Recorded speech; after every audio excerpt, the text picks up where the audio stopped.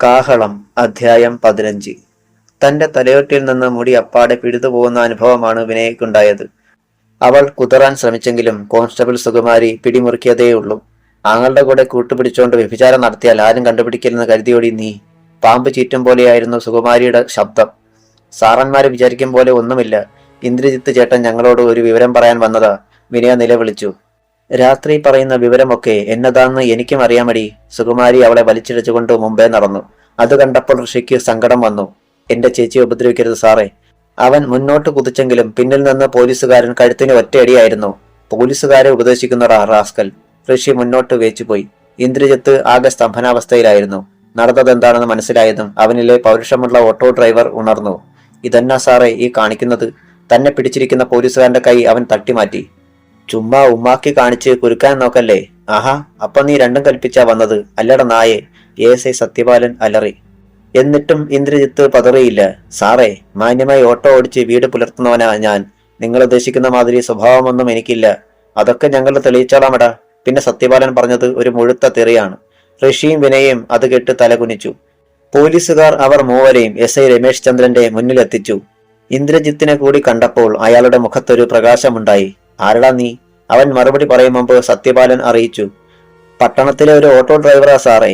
ഇവിടെ സ്ഥിരം പറ്റുവരവുകാരനാ. പിന്നെ ഇവന്റെ ഓട്ടോയിലാ ഇവളെ മറ്റു സ്ഥലങ്ങളിൽ കൊണ്ടുപോയി സപ്ലൈ ചെയ്യുന്നത്. സത്യപാലന്റെ കരണത്തൊന്ന് കൊടുക്കാനുള്ള ദേഷ്യമുണ്ടായിരുന്നു ഇന്ദ്രജിത്തിന്. പക്ഷേ തൽക്കാലം അടക്കി. എല്ലാത്തിനെയും ജീപ്പിൽ കയറ്റി ഇവന്റെ ഓട്ടോയും കസ്റ്റഡിയിലെടുക്ക് SI കൽപ്പിച്ചു. നടക്കാൻ. ഒരു പോലീസുകാരൻ ഋഷിയെ തള്ളി. സാറേ, ദൈവദോഷം കാണിക്കല്ലേ. ഈ പിള്ളേരും ഇവരുടെ അച്ഛനമ്മമാരും ദിവസങ്ങളായി ഇവിടെ താമസിക്കുക. ഒരു കൊച്ച് ആശുപത്രിയിൽ കിടക്കുന്ന കൊണ്ട് കൗണ്ടറിൽ പേടിച്ചു വിറച്ചു നിന്നിരുന്ന മനുഷ്യൻ ഭവ്യതയോടെ അറിയിച്ചു. രമേശ് ചന്ദ്രൻ വെട്ടിത്തിരിഞ്ഞു. നീ മിണ്ടരുത്. രാവിലെ തന്നെ സ്റ്റേഷനിൽ എത്തിക്കോണം. അതോ നിന്നെയും ഇവരുടെ കൂടെ കൊണ്ടുപോകണോ? അയാളുടെ നാവടഞ്ഞു. ഋഷിയെയും വിനയെയും ജീപ്പിലും ഇന്ദ്രജിത്തിനെ ഓട്ടോയിലും കയറ്റി. ഓട്ടോയിൽ ഒരു പോലീസുകാരൻ കൂടി കയറി. ഇനി വിട്ടോടാ. 2 വാഹനങ്ങളും റോഡിലേക്ക് ഇറങ്ങി. എന്താ സാറേ ഇതിന്റെയൊക്കെ അർത്ഥം? ഇന്ദ്രജിത്ത് പോലീസുകാരനോട് തിരക്കി. അതൊക്കെ സ്റ്റേഷനിൽ ചെന്നിട്ട് പറയാമടാ. അയാളുടെ ശബ്ദത്തിന് തെല്ലും മയമില്ലായിരുന്നു. സാധാരണ പട്ടണത്തിൽ ഓടുന്ന ഓട്ടോക്കാരും പോലീസുകാരും തമ്മിൽ നല്ല അടുപ്പത്തിലാണെന്ന് അവൻ ഓർത്തു. പക്ഷേ ഇവിടെ തന്നെ കൂടി കൊടുക്കാനുള്ള ഒരു കളിയായിരുന്നോ ഇതെന്ന കാര്യത്തിൽ ഇപ്പോൾ അവന് സംശയം തോന്നി. ആ സംഭവം അവൻ വീണ്ടും വീണ്ടും ഓർത്തു നോക്കി. ഒരോട്ടം പോകുവാൻ ഭാവിക്കുമ്പോഴാണ് തീരെ പരിചയമില്ലാത്ത ഒരു ചെറുപ്പക്കാരൻ തന്റെ അരികിലെത്തിയത്. ധൃതിപ്പെട്ടു വരും പോലെ അവൻ കിതയ്ക്കുന്നുണ്ടായിരുന്നു. ഇന്ദ്രജിത്ത് അല്ലേ? അടുത്തു വന്ന അവൻ തിരക്കി. അതെ, ഞാൻ മണപ്പള്ളിയിൽ നിന്ന് വരികയാ. ഒരു അത്യാവശ്യ കാര്യം പറയാനുണ്ട്. പ്രേമചന്ദ്രന്റെയും മറ്റും അടുത്തേക്ക് ഞാൻ പോയാൽ ആളുകൾ അത് കണ്ടുപിടിക്കും. അതുകൊണ്ടാ തന്റെ അടുത്തേക്ക് വന്നത്. പ്രേമചന്ദ്രനെന്നും മണപ്പള്ളിയിൽ നിന്ന് കേട്ടപ്പോൾ എന്തോ അത്യാവശ്യ കാര്യമാണെന്ന് ഇന്ദ്രജിത്തിന് ഉറപ്പായി. താൻ കേറ് എന്ന് പറഞ്ഞതും ഇന്ദ്രജിത്ത് ഓട്ടോ സ്റ്റാർട്ട് ചെയ്ത് കഴിഞ്ഞിരുന്നു. അവൻ കയറി. കുറച്ചകലെ ചെന്നപ്പോൾ റോഡിന്റെ ഓരം ചേർത്ത് നിർത്തി. ഇനി പറയൂ. ഇന്ന് രാവിലെ വാവച്ചനെയും ഗോപിനാഥിനെയും ഹരിലാലിനെയും തിരക്കി പോലീസ് മണപ്പള്ളിയിൽ വന്നിരുന്നു. പക്ഷെ അവരെ പിടിച്ചോണ്ട് പോകാൻ കഴിഞ്ഞില്ല. ആ വാശിക്ക് അവർ ചേർന്ന് ഒരു പദ്ധതി ഒരുക്കിയിരിക്കുന്നു. പ്രേമചന്ദ്രനും കുടുംബവും താമസിക്കുന്ന ഹോട്ടലിൽ അവർ വരും. എന്തൊക്കെ കാണിക്കുമെന്ന് ആർക്കും അറിയത്തില്ല. ഇന്ദ്രജിത്ത് എത്രയും വേഗം അവരെ അവിടുന്ന് മാറ്റണം. അവൻ ധൃതിപ്പെട്ടു പറഞ്ഞു. ഇന്ദ്രജിത്തിന് എന്നിട്ടും സംശയം നീങ്ങിയിരുന്നില്ല. ഞാനും അവരുമായി അടുപ്പമുണ്ടെന്ന് തനിക്കെങ്ങനെ അറിയാം? അഡ്വക്കേറ്റ് മുല്ലക്കൽ സുരേഷിന്റെ അരികിൽ നിങ്ങൾ 2 പേരും വന്നപ്പോൾ ഞാൻ അവിടെ ഉണ്ടായിരുന്നു. അതോടെ ഇന്ദ്രജിത്തിന്റെ സംശയം നീങ്ങി. അതിരിക്കട്ടെ സുഹൃത്തെ, ഒരു കുടുംബത്തെ അവിടെ ഇട്ട് ഇങ്ങനെ കൊല്ലാക്കൊല ചെയ്തിട്ടും നിങ്ങളാരും പ്രതികരിക്കാതിരിക്കുന്നതെന്താ? എന്തു പറയാനാ ഇന്ദ്രജിത്തെ? ആഗ്രഹമില്ലാഞ്ഞിട്ടല്ല. എന്തും ചെയ്യാൻ മടിക്കാത്ത കുറെ പേരാ മറുപക്ഷത്ത്. ഞങ്ങൾ ആരെങ്കിലും പ്രതികരിച്ചു പോയാൽ പ്രേമചന്ദ്രൻ ചേട്ടന്റെ കുടുംബത്തിന്റെ അവസ്ഥയായി പോകും ഞങ്ങളുടേതും. എന്നാ ഞാൻ പോട്ടെ. അവൻ പെട്ടെന്ന് ഓട്ടോയിൽ നിന്നിറങ്ങി. എങ്ങനെ പോകും? എങ്ങനെയും പൊയ്ക്കോളാം. ജിത്ത് അവരെ ഒന്ന് രക്ഷപ്പെടുത്തിയാൽ മതി. അവൻ നടന്നുപോയി. ജിത്ത് നേരെ പ്രേമചന്ദ്രൻ താമസിക്കുന്ന ലോഡ്ജിലേക്ക് വരികയായിരുന്നു. എവിടെ നോക്കിയാടാ നായിന്റെ മോനെ വണ്ടി ഓടിക്കുന്നത്? പിന്നിൽ നിന്ന് പോലീസുകാരന്റെ ഗർജനം.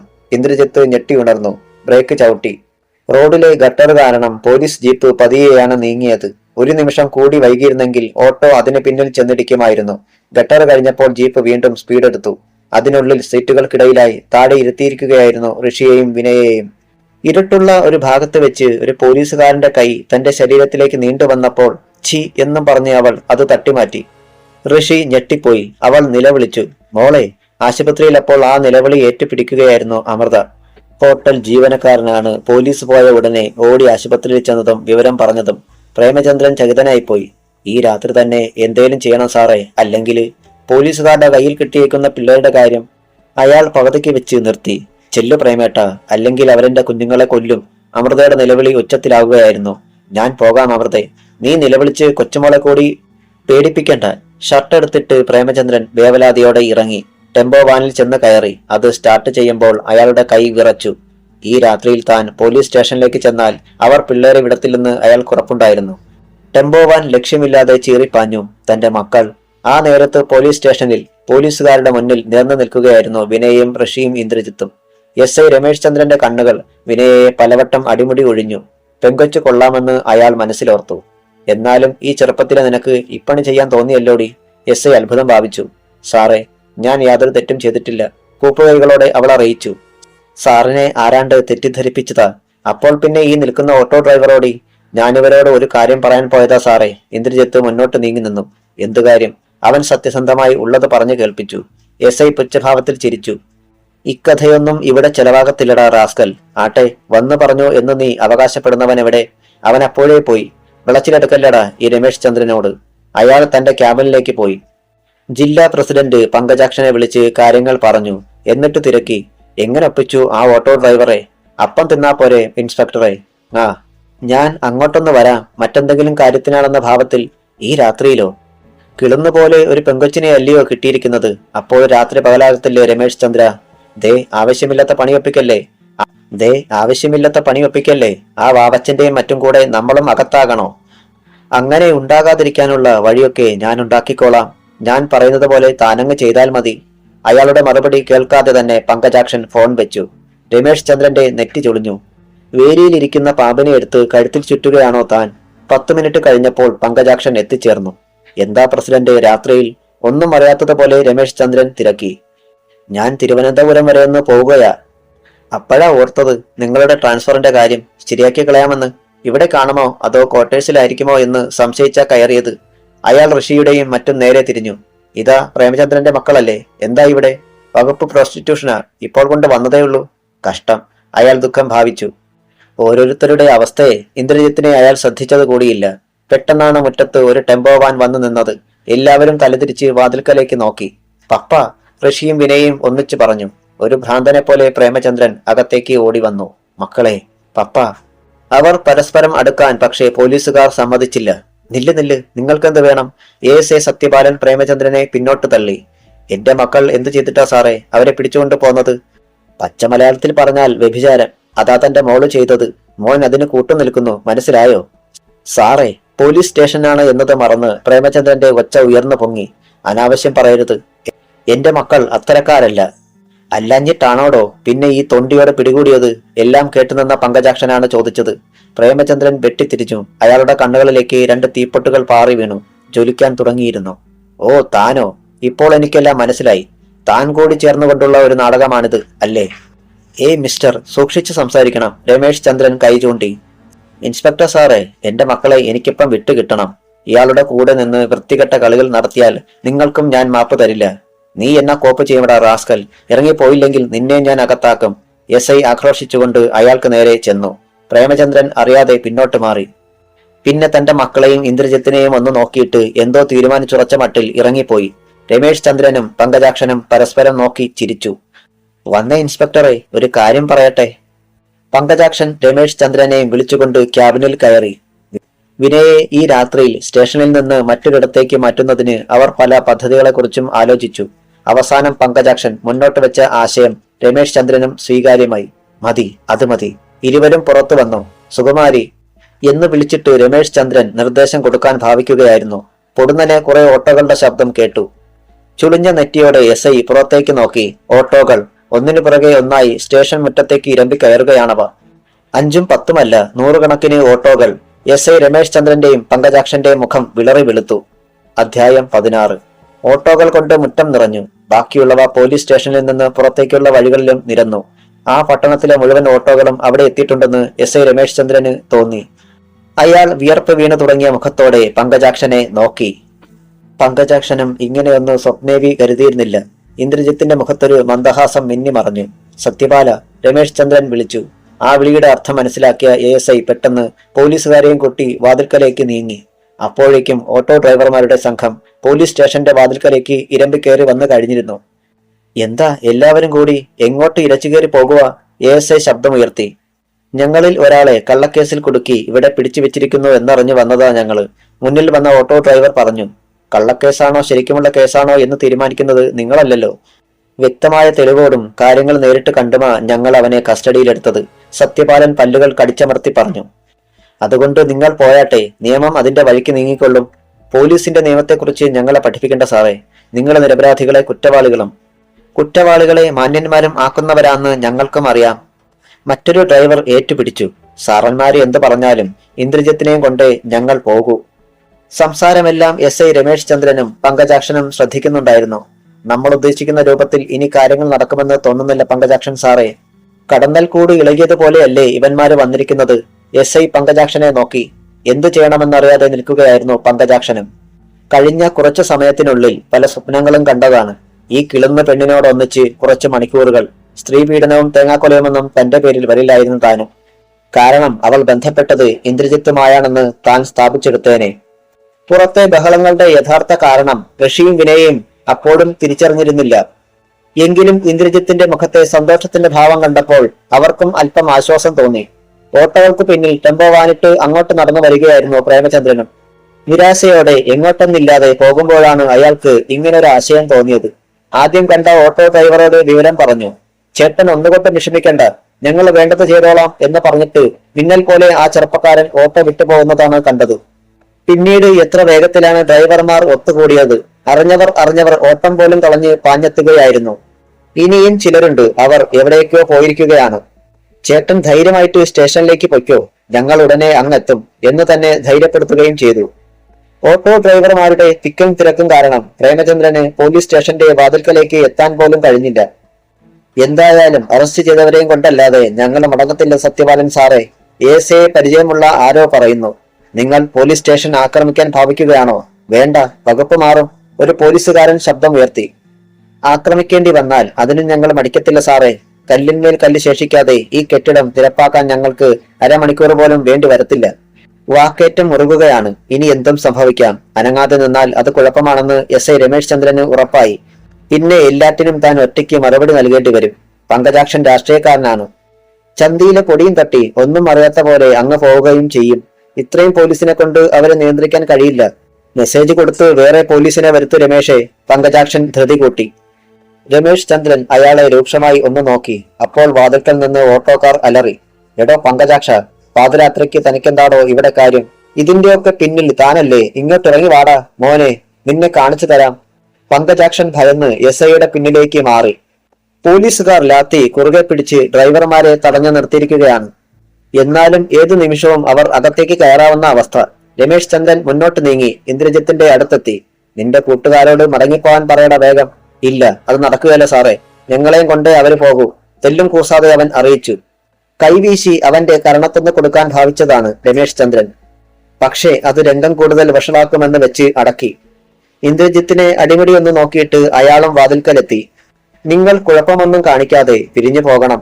അനാശാസ്യ നടപടിക്കാണ് ഇന്ദ്രജിത്തിനെ ഞങ്ങൾ കസ്റ്റഡിയിലെടുത്തിരിക്കുന്നത്. അത് പിന്നീട് നിങ്ങൾക്ക് ബോധ്യമാകും. പോലീസുകാരുടെ വേല ഓട്ടോക്കാരുടെ വേണ്ട സാറേ. നമ്മളെ രണ്ടു കൂട്ടരും ഇടുന്നത് കാക്കി തന്നെ. അതുകൊണ്ട് ആർക്കു വേണ്ടിയാണ് സാറ് ഈ ചെറ്റത്തനം കാണിച്ചതെങ്കിലും വേണ്ടില്ല. അവരെ ഇപ്പോ ഇറക്കി വിടണം. കൂടുതൽ സമയം കഴിഞ്ഞാൽ ഞങ്ങൾക്ക് അവരെ ഇറക്കിക്കൊണ്ട് പോകേണ്ടി വരും. ആ പറഞ്ഞവനെ ഇൻസ്പെക്ടർ നോട്ട് ചെയ്തു വെച്ചു. വന്ന് കയറിക്കോളും എന്റെ കസ്റ്റഡിയിൽ. അന്ന് മുതലും പലിശയും ചേർത്ത് കൊടുത്തോളാം. പൊടുന്നനെ ഒരു പോലീസ് വാഹനത്തിന്റെ മൂളൽ കേട്ടു. SIയുടെ മുഖം വിളറി. ഈ നേരത്ത് ആരാ ഇങ്ങോട്ട് കെട്ടിയെടുക്കുന്നത്? സീനിയേഴ്സ് ആണെങ്കിൽ താൻ കുടുങ്ങും. ഓട്ടോകൾക്കും ടെമ്പോ വാനിനും പിന്നിലായി വന്നു നിന്ന ജീപ്പിൽ നിന്ന് സർക്കിൾ ഇൻസ്പെക്ടർ അനിരുദ്ധനും ഓട്ടോ തൊഴിലാളി യൂണിയൻ പ്രവർത്തകരായ രണ്ടുപേരും ഇറങ്ങി. ഓട്ടോകൾക്കിടയിലൂടെ അവർ വാതിൽക്കലെത്തി. സാറിന് വഴി കൊടുക്ക്, യൂണിയൻ പ്രവർത്തകർ പറഞ്ഞയുടനെ അവർ ഇരുഭാഗത്തേക്കും മാറി. അനിരുദ്ധൻ അകത്ത് കടന്നിട്ട് തിരിഞ്ഞു നിന്ന ഓട്ടോ ഡ്രൈവർമാരോട് പറഞ്ഞു. കാര്യം ഞാനൊന്ന് തിരക്കട്ടെ, അതുവരെ നിങ്ങൾ നിശബ്ദരായി നിൽക്കണം. പിടിച്ചു നിർത്തിയതുപോലെ അവിടെ നിശബ്ദത പരന്നു. SIയും പോലീസുകാരും അനിരുദ്ധന് മുന്നിൽ അറ്റൻഷനായി. കടുപ്പിച്ചൊന്ന് മൂളിക്കൊണ്ട് അകത്തെത്തിയ CI എല്ലാവരെയും നോക്കിക്കണ്ടു. അവസാനം ആ കണ്ണുകൾ പങ്കജാക്ഷനിലുടക്കി. നിങ്ങളാരാ? ഒരു മയവുമില്ലാത്ത ചോദ്യം. പങ്കജാക്ഷൻ ഒന്ന് വിളറി, എങ്കിലും പറഞ്ഞു, ഞാൻ ഭരണകക്ഷി പാർട്ടിയുടെ ജില്ലാ പ്രസിഡന്റാണ്. സാറ് കേട്ടിട്ടുണ്ടാവും പങ്കജാക്ഷൻ. കേട്ടിട്ടില്ല. കേൾക്കാൻ മാത്രം താൻ ആരാ? ഈ ജില്ലക്കാരുടെ ദൈവമോ? സാറ് അങ്ങനെ ചോദിച്ചാൽ ഷട്ടപ്പ്. ഈ നേരത്ത് തനിക്കെന്താ ഇവിടെ കാര്യം? ഞാൻ തലസ്ഥാനത്ത് വരെ പോകാൻ ഇറങ്ങിയതാ. ചീഫ് മിനിസ്റ്റർ വിളിച്ചിട്ട് പോകുക. അയാൾ പൂർത്തിയാക്കുവാൻ സമ്മതിക്കാതെ CI ഒച്ച ഉയർത്തി. അതിന് തനിക്ക് പോലീസ് പ്രൊട്ടക്ഷൻ വേണോ? അയ്യോ വേണ്ട സാർ. എന്നാൽ വായി നോക്കി നിൽക്കാതെ ഇറങ്ങിപ്പോടോ. തലയിലൂടെ കഴുതച്ചാണകം കലക്കിയൊഴിച്ചാൽ ഇത്രയും നാണക്കേട് തോന്നുമായിരുന്നില്ല പങ്കജാക്ഷന്. SIയെ നോക്കി കണ്ണുകൾ കൊണ്ട് എന്തോ ആംഗ്യം കാണിച്ചിട്ട് വാതിൽക്കലേക്ക് നടന്ന പങ്കജാക്ഷൻ പക്ഷേ പെട്ടെന്ന് നിന്നു. ഡ്രൈവർമാർക്കിടയിലൂടെ പുറത്തേക്ക് പോകാനൊരു പേടി. എന്താടോ? CA തിരിഞ്ഞു നോക്കി. ആ ഡ്രൈവർമാര്, അവർക്ക് തന്നോട് പക വല്ലതുമുണ്ടോ? ഇല്ല. എന്നാലും എന്റെ കാറും ഓട്ടോകൾക്ക് നടുക്കാ കിടക്കുന്നത്. എങ്കിൽ താൻ ആ മൂലയിലേക്ക് മാറി നിൽക്ക്. അനുസരിക്കാതിരിക്കാനായില്ല പങ്കജാക്ഷന്. അയാൾ മാറി നിന്നു. ഓട്ടോ ഡ്രൈവർമാർ തന്നെ നോക്കി പരിഹസിച്ചു ചിരിക്കുന്നത് അയാൾ കണ്ടു. തന്റെ ജീവിതത്തിൽ ഇന്ന് വരെ ഇങ്ങനെയൊരു ഗതികേട് ഉണ്ടായിട്ടില്ലെന്ന് അയാൾ ഓർത്തു. ഒപ്പം അനിരുദ്ധനോടുള്ള പക അയാൾ മനസ്സിൽ അടുക്കി വെച്ചു. സർക്കിൾ ഇൻസ്പെക്ടർ SIയുടെ ക്യാബിനിലേക്ക് കയറി. കസേരയിൽ ഇരുന്നിട്ട് രമേശ് ചന്ദ്രനെ വിളിച്ച് തനിക്കെതിരായി ഇരുത്തി. എന്താ രമേശ് പ്രശ്നം? ലോഡ്ജ് റെയ്ഡ് ചെയ്ത് ഇവരെ അറസ്റ്റ് ചെയ്തതാണ് സാർ. അയാൾ തനിക്ക് കുഴപ്പം വരാത്ത രീതിയിൽ തന്റെ ഭാഗം ന്യായീകരിച്ചുകൊണ്ട് വിവരങ്ങൾ പറഞ്ഞു. അനന്തരം CI ഇന്ദ്രജിത്തിനെയും വിനയെയും ഋഷിയെയും ഒറ്റയ്ക്കൊറ്റയ്ക്ക് ചോദ്യം ചെയ്തു. അവർ മൂവരും ഒരേപോലെയാണ് കാര്യങ്ങൾ പറഞ്ഞത്. നേരത്തെ യൂണിയൻകാർ പറഞ്ഞിരുന്നതും കൂടി കേട്ടപ്പോൾ രമേശ് ചന്ദ്രന്റെ ഭാഗത്ത് വന്ന തെറ്റ് അയാൾക്ക് ബോധ്യമായി. CA ക്യാബിനിൽ നിന്ന് പുറത്തു വന്നു. യൂണിയൻ പ്രവർത്തകരെയും പ്രേമചന്ദ്രനെയും അകത്തേക്ക് വിളിപ്പിച്ച് സംസാരിച്ചു. രമേശ് ചന്ദ്രനെതിരെ കേസെടുക്കണമെന്ന് യൂണിയൻകാർ ശഠിച്ചു. അവസാനം അനിരുദ്ധന്റെ നിർദ്ദേശം അവർക്കും സ്വീകാര്യമായി. അറസ്റ്റ് ചെയ്തവരെ വിട്ടയക്കും. ഇങ്ങനെയൊരു നാടകത്തിന് കളമൊരുക്കിയവരെ കുറിച്ച് തെളിവ് കിട്ടിയാൽ തീർച്ചയായും നടപടിയെടുക്കാം. ആള് ഇവിടെ തന്നെ നിൽപ്പുണ്ട് സാറേ. പ്രേമചന്ദ്രൻ പങ്കജാക്ഷന് നേരെ കൈ ചൂണ്ടി. അയാൾ മുഖം തിരിച്ചു കളഞ്ഞു. അങ്ങനെ കസ്റ്റഡിയിലെടുത്തവരെ നിരുപാധികം വിട്ടയക്കുവാൻ CA നിർദ്ദേശിച്ചപ്പോൾ രമേശ് ചന്ദ്രന്റെ മുഖത്തെ രക്തമയം വാർന്നുപോയി. ആരവത്തോടെയാണ് ഇന്ദ്രജിത്തിനെ ഓട്ടോ ഡ്രൈവർമാർ എതിരേറ്റത്. പപ്പ! വിനയും ഋഷിയും നിലവിളിച്ചുകൊണ്ട് ഓടിവന്ന് പ്രേമചന്ദ്രനെ കെട്ടിപ്പിടിച്ചു. മക്കളെ! അയാൾ അവരെ ചേർത്ത് പിടിച്ചു. ആ കണ്ണുകളിലും നനവിന്റെ തിളക്കമുണ്ടായിരുന്നു. നന്ദിയുടെ ഭാവത്തിൽ CAയെ ഒന്ന് നോക്കിയിട്ട് മക്കളെയും ചേർത്ത് പിടിച്ച് അയാൾ പുറത്തേക്ക് നടന്നു. അതിനിടയിൽ കത്തുന്ന ഭാവത്തിൽ പങ്കജാക്ഷനിലേക്ക് ഒരു നോട്ടം പാളി വീണു. അയാളെ നോക്കി ഋഷി പല്ലി കടിക്കുന്നതിന്റെ ശബ്ദം പ്രേമചന്ദ്രൻ കേട്ടു. മോനെ! താക്കിയതുപോലെ പതിഞ്ഞ ശബ്ദത്തിൽ അയാൾ വിളിച്ചു. അവൻ അടങ്ങി. പുറത്തിറങ്ങിയ പ്രേമചന്ദ്രൻ ഓട്ടോ ഡ്രൈവർമാർക്കും യൂണിയൻ പ്രവർത്തകർക്കും നന്ദി പറഞ്ഞു.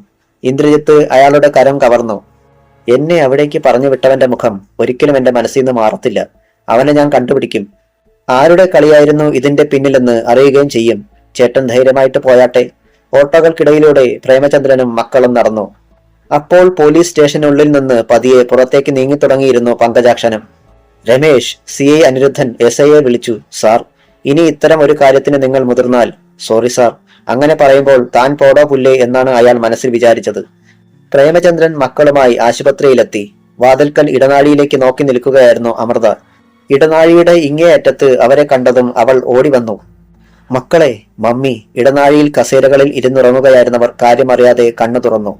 ആ നേരത്ത് മണപ്പള്ളിയിലെ ഒരു വീട്ടിൽ വെളിച്ചമുണ്ടായിരുന്നു. പഞ്ചായത്ത് മെമ്പർ ശിവരാമന്റെ ഉപയോഗിക്കാതെ കിടന്നിരുന്ന ഒരു ചെറിയ വീട്ടിൽ. ശിവരാമന്റെ വീടിന് കുറച്ച് പടിഞ്ഞാറ് മാറി പാടമാണ്. വീതിയേറിയ തോടും നിരനിരയായി നിൽക്കുന്ന തെങ്ങുകൾ നിറഞ്ഞ വരമ്പും മറ്റുമുള്ള പ്രദേശം. പാടം കൊയ്ത്തു കഴിഞ്ഞ് വരണ്ടു കിടക്കുകയായിരുന്നു. തോട്ടിലും അങ്ങിങ്ങുമായി അല്പം വെള്ളം മാത്രമുണ്ട്. പണ്ട് ശിവരാമന്റെ വീട് അതായിരുന്നു. രാഷ്ട്രീയത്തിൽ കടന്നതിന് ശേഷമാണ് ശിവരാമൻ പണക്കാരനായതും പുതിയ വീടും സ്ഥലവും ഉണ്ടായതും. ഇപ്പോൾ ഈ വീട് വാടകയ്ക്ക് പോലും കൊടുക്കാതെ ശിവരാമൻ സൂക്ഷിച്ചിരിക്കുകയാണ്. അവിടെ ശിവരാമന് ചില ചുറ്റിക്കളികളൊക്കെ ഉണ്ടെന്നാണ് ജനസംസാരം. പക്ഷേ ഇന്ന് ഈ രാത്രിയിൽ ആ വീടിന് ചുറ്റും കനത്ത കാവൽ ഉണ്ടായിരുന്നു. ശിവരാമൻ പ്രതിനിധീകരിക്കുന്ന രാഷ്ട്രീയ പാർട്ടിയുടെ അണികളായിരുന്നു അവർ. നേതാക്കന്മാർക്ക് വേണ്ടി കൊല്ലാനും ചാവാനും ഒരുങ്ങിക്കഴിയുന്നവർ. ട്രെയിനിങ് നൽകി വളർത്തിയെടുത്ത പട്ടികളെ പോലെ. യജമാനന്മാരായ നേതാക്കന്മാർ പറയുന്നതെന്തും അനുസരിക്കുന്ന അണികൾ. മുറിക്കുള്ളിൽ ഒരു മെഴുകുതിരിയുടെ വെളിച്ചമുണ്ടായിരുന്നു. ശിവരാമനെ കൂടാതെ ഗോപിനാഥും വാവച്ചനും ഹരിലാലും ഉണ്ടായിരുന്നു. CI അനിരുദ്ധൻ വന്നതിനു ശേഷം ഇവിടെ കഴിയുകയാണവർ. കനത്ത കാവലോടെ. പറഞ്ഞു വന്നതിന്റെ ബാക്കിയായി ശിവരാമൻ തുടർന്നു. അതുകൊണ്ട് തൽക്കാലം ഇവിടെ നിന്ന് നിങ്ങളൊന്ന് മാറി നിൽക്കുന്നതാണ് നല്ലതെന്നാണ് പങ്കജാക്ഷൻ സാറും പറയുന്നത്. മൂവരും അന്യോന്യം നോക്കി. പെട്ടെന്ന് പുറത്തുനിന്ന് ഒരു വിസിൽ ശബ്ദം കേട്ടു. അപകടത്തിന്റെ മുന്നോടിയായി അണികൾ ഉയർത്തിയ ശബ്ദം. ബാക്കി ഭാഗം നാളെ.